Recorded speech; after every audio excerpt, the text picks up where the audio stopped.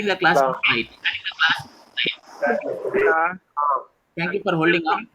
MATLAB Okay, so comments ಕೂತ್ಕೊಂಡೆ entire screen, yeah, you cannot share your ಯಾಕೆ screen. ಮಾಡೋರಲ್ಲ Sharing.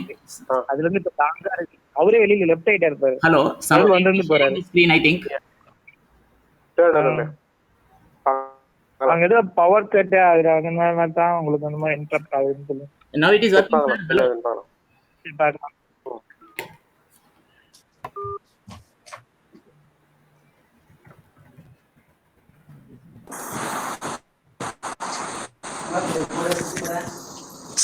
Hello, someone is sharing the screen. So I cannot do it. So if the other person stops sharing,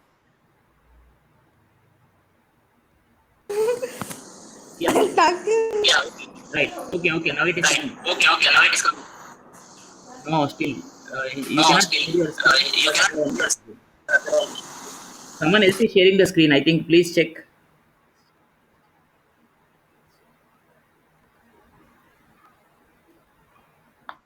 Someone else is sharing the screen, so I am unable to share the screen. That's what it is telling. Now you are sharing the screen. Okay, thanks. Okay, right. Okay, so just let us come over here. So I just let us quickly do this. 2 minus 1 2, then FV tool of A. So FV tool of A. So it will give the filter magnitude response. Yeah, so this is the filter magnitude response.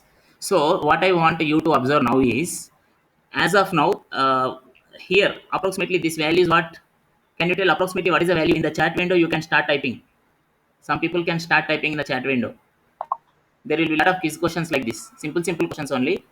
Okay, so can someone type the answer approximately by seeing this? What is the magnitude at this place?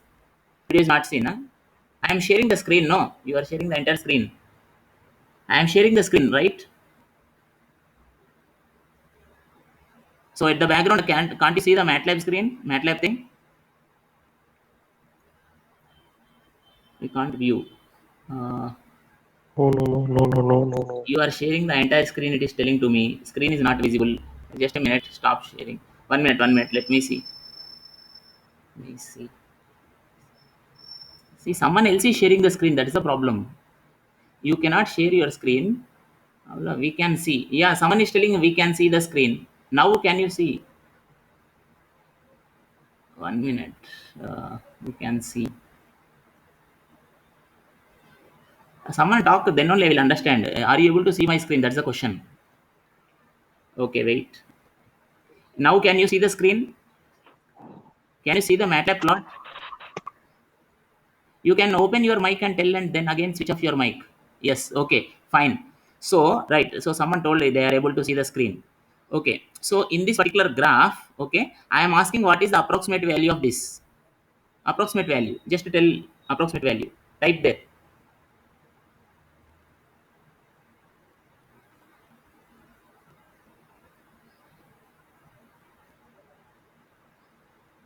Someone is telling no sir, someone is telling yes sir.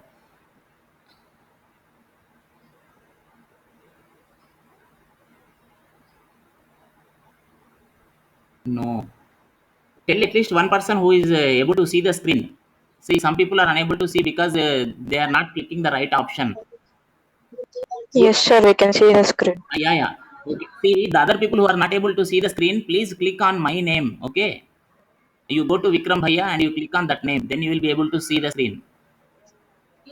Or you flip, you do some kind of flipping on your phone. Okay, right. Disturbance will come because someone is opening their mic. Okay, whenever someone unmutes their mic, some disturbance may come because multiple people are opening their mic and trying to talk. So I request all of you, please mute your mics when you are talking. When you are giving me answer, then you unmute your mic and tell me the answer and again mute it. Okay, so yeah, so let us proceed now. I hope most of you are able to see the screen. The others who are unable to see the screen, please ask someone who is beside you how to do it. Okay, You have to click on my name and then maybe click the on the screen slightly. Okay, right. So coming back here, approximately what is the value you can tell? That's what I'm asking. What is the value approximately here at this place? See, this is 0, this is 10. So approximate value here will be how much? Tell the value. Yeah. Someone type there. Type in the chat box. See, this is 0, this is 10. So approximately what is the value? Yeah, 5. Approximately 5. Good. Oh, 8. 8 is too much. Pushpa Kumar sir, 8 is too much. Yeah, Sarla madam, 5 is correct. Approximately 5. Okay, slightly above 5. Okay, yeah, 6. Very good. More accurate.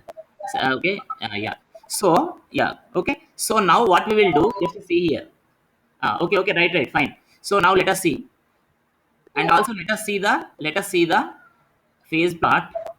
The phase is linear. I think you would have studied something about linear phase systems. Okay, so this phase is linear, we say, and at this place there is sudden jump. So okay, there is a kind of jump discontinuity.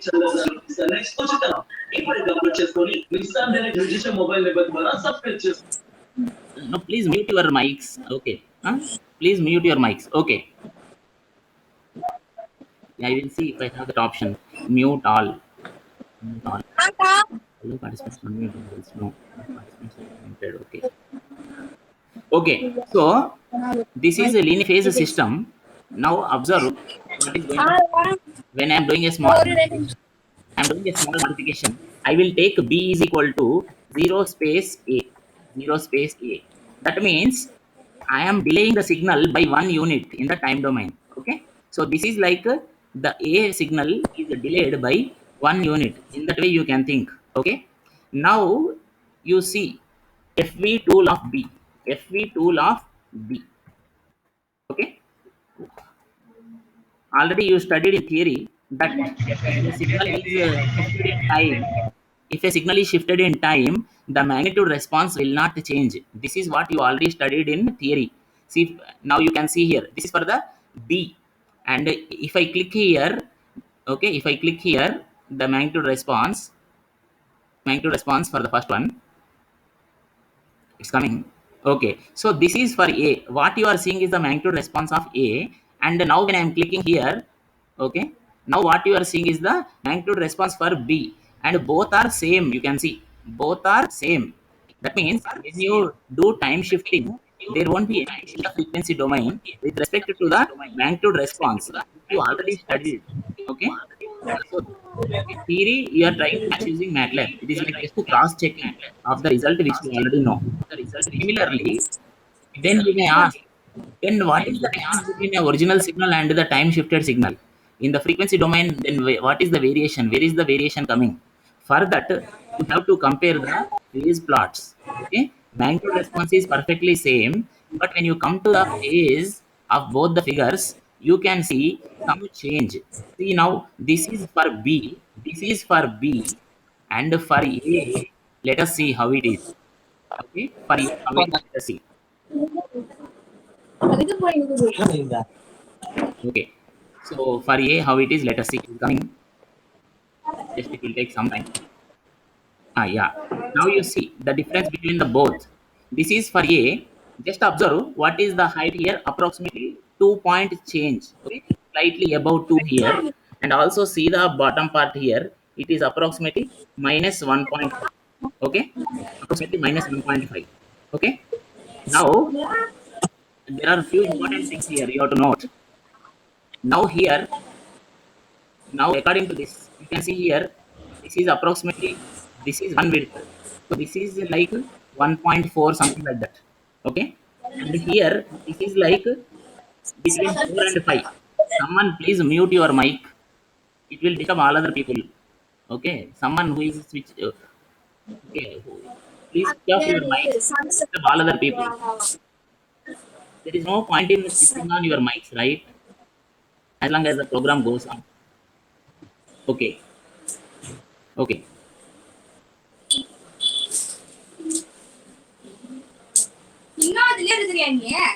Okay, right. So just observe. I want you to observe one particular point. Here the value is approximately say minus 4.7, something like that.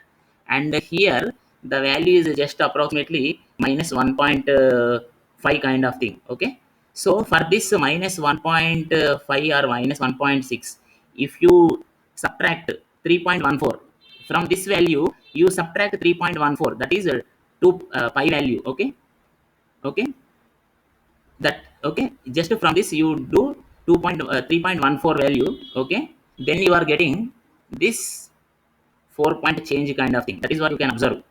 Okay, just a minute. So that is the phase. That means you can observe the change in the phase but not in the magnitude. That is with respect to the time shifting property. Okay, so just let me write here. Let me go to paint. Just a property I will mention here. Okay, in the paint, let me write so that you can quickly understand. Okay, f of, if you have f of t, okay, and then corresponding you have f of s. Say if you take the Laplace transform, similarly you can take z transform or even the Fourier transform. So for f of t, if you have f of s, then you are saying f of t minus t naught. Okay, f of t minus t naught, if you have, then for that you know that it will be like e power minus, okay, s times t naught. Okay, and then f of s and f of s, that you know right already. Okay, so 1 by s plus 1. Okay, right.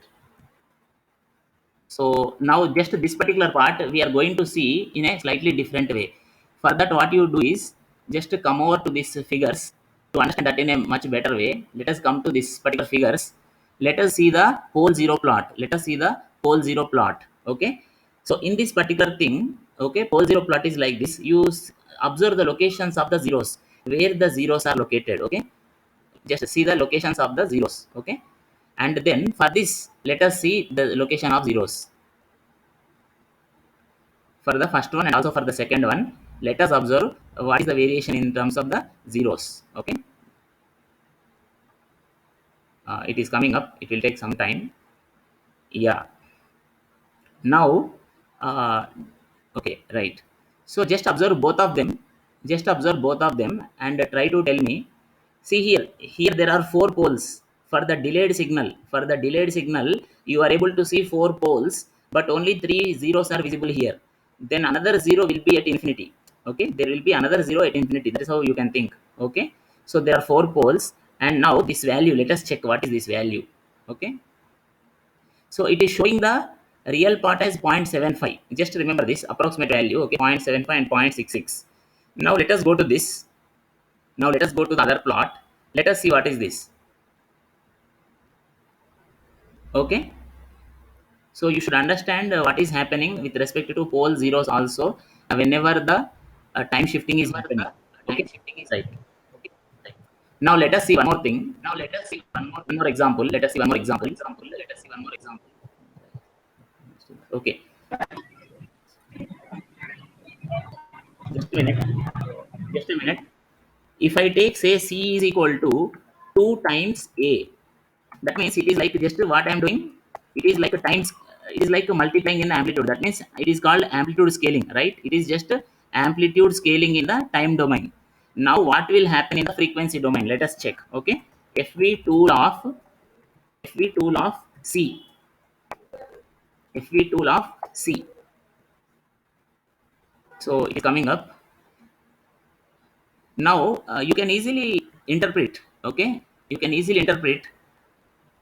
Now let me compare the first figure with the C figure. Okay, let me go to the magnitude response of A and compare with, yeah. Now see here, here this approximate value we were thinking as some 5 or 6, right? Approximately it is more than 5. Okay, approximately 6 dB. Okay, so magnitude is 6 dB. Now just observe here, I have multiplied the signal 2 times, no, in the time domain. In the time domain I multiplied with 2. So in the frequency domain, how the magnitude response will be, can you tell? In the frequency domain, how the magnitude response will be, can you tell? Yeah, in the chat box you can put the answers. In the time domain I multiplied with 2. Okay, so in the frequency domain what will happen? Just you can put your answers in the chat box.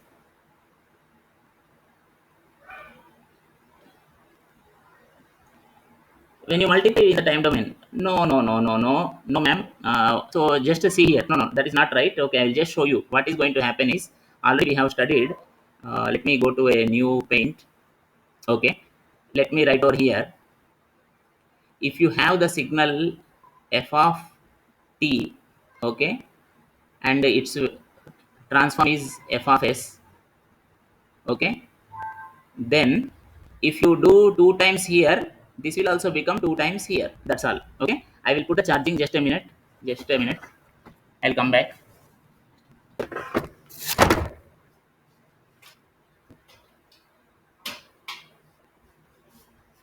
Yeah, I came back. Yeah, I came back. So in the time domain, when you multiply with 2, in the frequency domain also it will get multiplied by 2. Okay, so what will happen is the magnitude response. Now the thing is very important. Yeah, Kausalya madam, correct ma'am, multiplied with 2. But okay, now you see here. I will just show you the screen. So it will get multiplied with 2, no? So now my question is, here the height is approximately 6 dB, no? So my question is, for the next thing, that is 2 times of A we did. C is equal to 2 times A in the time domain. So for the C signal, what will be this height? That is my question. See, the height is approximately, for the other one, how much dB will come? You tell me that.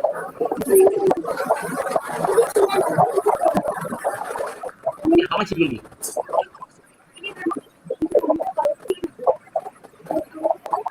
How much it will be? Approximately 13. Okay, just let us see what is going to happen here. Let me come over here. Okay, so it is seen as 13 over here, but approximately, yeah, this may be 13. Okay, just let us put here whatever the exact value is. So this is looking as a 12.04. The magnitude is shown as a 12.04. Let me go back here once. Very important, this particular point. That is why I'm just putting. Okay, this point is very important. See here, this is showing as just let me again put it 6.02. Okay, so when it flashes you can just see its value shown as 6.02. Okay, but when I come here, okay, 12.04. Now one thing I want you to understand, don't think that directly this got multiplied by 2, because this is in dB. So please understand, I want you to understand this point. This is in dB. Okay, dB scale, this is not normal scale. So in this particular example, I purposefully took this example. This is 6.02 and this is 12.04. But you don't think that here this height got multiplied by 2 times. Maybe that way you think what is exactly happening to this? It is a DB signal. DB no. Someone switched on their mics, I think, again. So what is happening exactly is, okay, exactly what is happening is 20 log 2. Okay, 20 log 2 is happening. So log 2 value is approximately 0.3010. So 20 into that 0.3010 is approximately equal to 6 dB. So whatever value was there in the original, this one, for that 6 dB got added approximately. Okay, for this 20 log 2, that value got added, and that's why this number came. Okay, so why I'm telling like this is very important. I will just show one more example, then you will understand much better. Just I will show here. Okay, let me take, say, some z is equal to some other signal I'm taking, then you will understand. Okay, 1 2 3 4. Okay, 1 2 3 4. Then I will do FV tool of z. Same way, now I will take y is equal to 2 times z. For that also I will do FV tool of y. Now see here, I took some z and I'm drawing FV tool of z. Then I'm doing a double of z in time domain. Then I'm drawing the FV tool of y. Let us check here. Okay, this point is very important. That is, you will understand the concept which I'm trying to tell there by seeing this example. Okay, now you are getting two more graphs here. Okay, now you see here. Very important. Here For the Z signal, this height is 20 dB. Please understand, this is height is 20. According to this, if you think that for the Y signal, which is a double of Z in time domain, don't think that height will be 40. This is 20, so that height is 40. Don't think like that. That will be simply, you can see 26 only. That is because for this 20, what is happening, 20 log 2, which is 6 dB, is getting added. So that is why you should not think here also, in the first example also, don't think that way, like just multiplying this with 2. Okay, so this one point is very important. You have to convey this to your students, so please note down these values. As an example, in the class you have to give these two demos, then only they will understand the concept in a proper way. Okay, yeah. Now one more thing, let us go to the yeah, so AB values. Okay, so multiplication in the time, just amplitude scaling in the time domain is resulting in just multiplication by the same factor in the frequency domain. That is what you have to convey. Then what will happen to the phase? Okay, so now let us concentrate on the phase. Okay, so come over here, come to open this again, just to compare the phases. In the magnitude there is a change, but in the phase is there any change? That is the question. So I have to compare the first figure with the third figure. So for the first figure, just let me see here. For the first figure, okay, so for the first figure, this is the phase. Okay, now what I will do,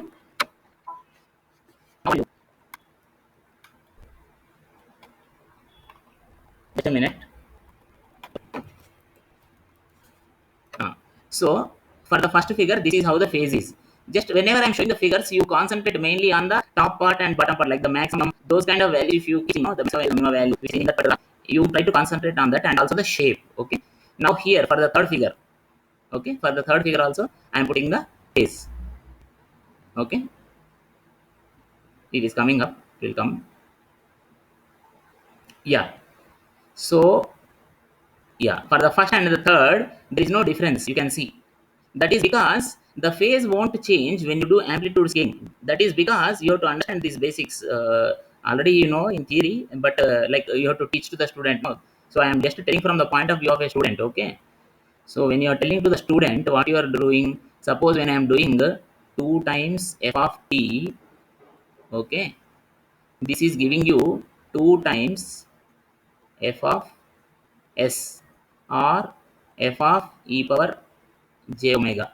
Okay, f of e power j omega, like that. Okay, so this 2 is a factor, just a multiplying factor. Okay, this will not contribute any phase. This is not going to contribute any phase to the system. So that is why the phase contribution, this is 0. So that is why there is no change in the phase for this particular diagram. Okay, that is what you have to convey there. Okay, like that. Okay, now let us do one more simple thing, one more property. Like this, I will not prove all the properties. Just I am showing as an example. Later on, a lot of other things are there to discuss, so we will go into that. Okay. So just one more property I will show, so that next time onwards you will be in a position to show them there. Okay. So just one more property I will show. Let us take the Parseval's theorem. How do you prove the Parseval's theorem using MATLAB? It is very simple. Okay. So let us do CLC. Okay. Let us do CLC. Let me take the A signal itself. Suppose, let me take the A signal itself. Okay. Now Parseval's theorem, what it is saying, in the time domain, you square these values and add them. If you just square each of these values and if you add them, that will give you a representation of the energy of the signal, right? You square each of these values and add them. So how do you square each of the values? Means one of the easy method is like this. You can do something like b is equal to, okay, if I want to square each of the numbers, what I can do is simply b is equal to a dot cap 2. Okay, a dot cap 2. So each number will be squared up. Okay, right, you can see it. Now I want to find some of these numbers. So how do I do that? Simply the command I will use, sum of b. Okay, let me put it in, say, c, small c. Let me press enter. Let me press enter. Okay, I got a value called 10. Now what I will do, just to check. I will do now. This is in the say time domain. This is the corresponding energy. I can say representation of energy. Now in the Parseval's theorem, what we are telling, if you take say Fourier transform for this, okay, you will get some other values, right? So in the other domain, Fourier transform means it, like again depending on the situation, it can be continuous time Fourier transform or discrete time Fourier transform or DFT. Okay, depending on the situation. So in all of them, we have the Parseval's theorem and its equivalent. Okay, so what we'll do is, okay, what we will do, we will take FFT of these signals. So let me say D is equal to FFT of A, FFT of A. Okay, so let me see what is going to come. Okay, it will take some time, it will come. Okay, right. Enter. Yeah, so we got some D. Now what I will do, I will take absolute values of each of them and I will square them. Okay, this is in the frequency domain. Now what I will do, I will take absolute values of each of them. So what I will do is E is equal to ABS, absolute values of those things. So ABS of D I am doing. Okay, I will press enter again. So let me press enter. Just have some patience, you are going to get some new good concept. Okay, so absolute value means what I mean, the real part square plus imaginary part square under root. So this is 2 square plus 0 square, that is 2 square itself and under root, so that is 2 here, like that. So here 3 square plus 3 square under root, so that will be 3 root 2. So 3 root 2, that is the value here. Okay, so like that you got these values. Now what you do is, this is in the frequency domain, right? Absolute values. Now again you have to, now these are the absolute values, you have to again do squaring and adding. You have to again do squaring and adding, like what we did in the time domain. You have to square them and add them. That's what you have to do here. So how to do squaring? Again same thing you can do. F is equal to, okay, squaring and adding. So E dot cap 2. Okay, E dot cap 2. Okay, we are almost coming. Okay, right? Yeah, it's good. Okay, right. So squaring and adding, we got value. Now what you have to do, you have to just add them. Squaring is over. Now you have to add them. So you have to find SUM. Okay, so that is sum of F. So yeah, it's coming up. It's coming. I think it came already. Just let me scroll up and down. Okay, right. Sum of F. Let me press enter. Where is it showing? Sum of F.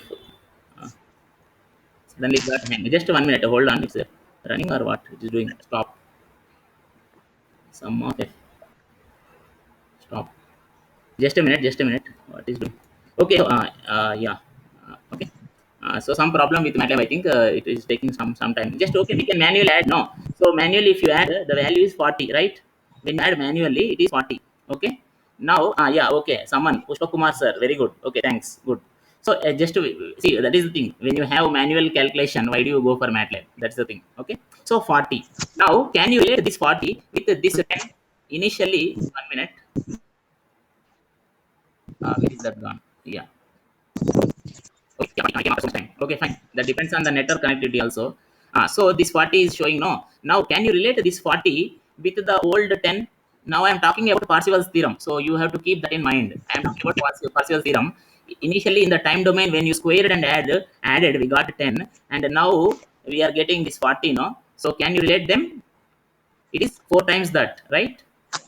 So in the partial theorem you already studied, you have to divide with the number of terms. The number of terms are 4 here. So number of terms are 4 here. So you divide this value with 4, then you get that 10. Okay. So in the time domain, the signal values you are squaring and adding, you are getting 10. In the frequency domain also, you are taking the absolute value, taking the square and adding, then divide with the number of terms, which is 4. You are again getting the same 10. Okay. So like this, you can prove the Parseval's theorem.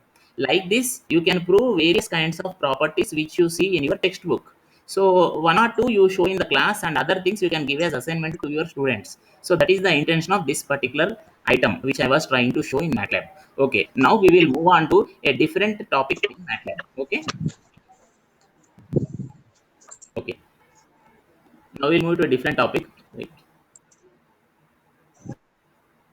Just hold on. Till now, whatever I told, are there any doubts? Just yeah, very good. Okay, Samba sir. Okay, Jaya Vinod sir. Very good. Kausalya ma'am. Everyone. Okay, nice. So you are following. So till now, whatever I told, are there any doubts? So you can just put in here. Okay, just 2 minutes. I will wait for your questions. Any questions till now?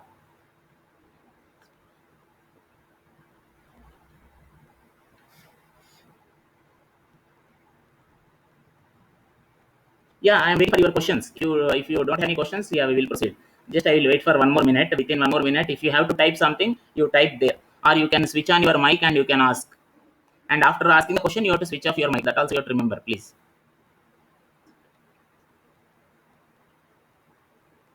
Yeah, now it is time for you to ask if you have anything to ask. Okay, so I think as of now, no doubts. Okay, yeah, right. Okay, so now let us move on to the topic called active noise control, as I promised. Okay, so that is my research topic. So just let me open the PPT. Okay, just I wanted to know before, yeah, I will anyhow go into that active noise control. There we will learn about some adaptive signal processing algorithms. But just I wanted to know from you.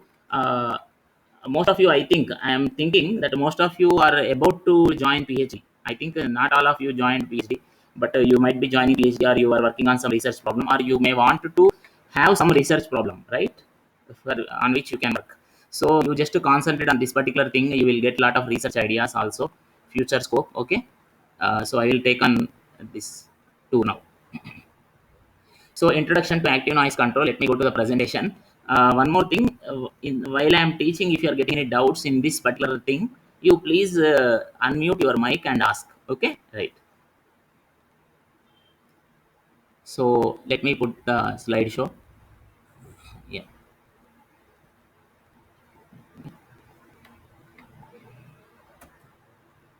So just let me go quickly go through this sound and noise and what is active noise control, the topic.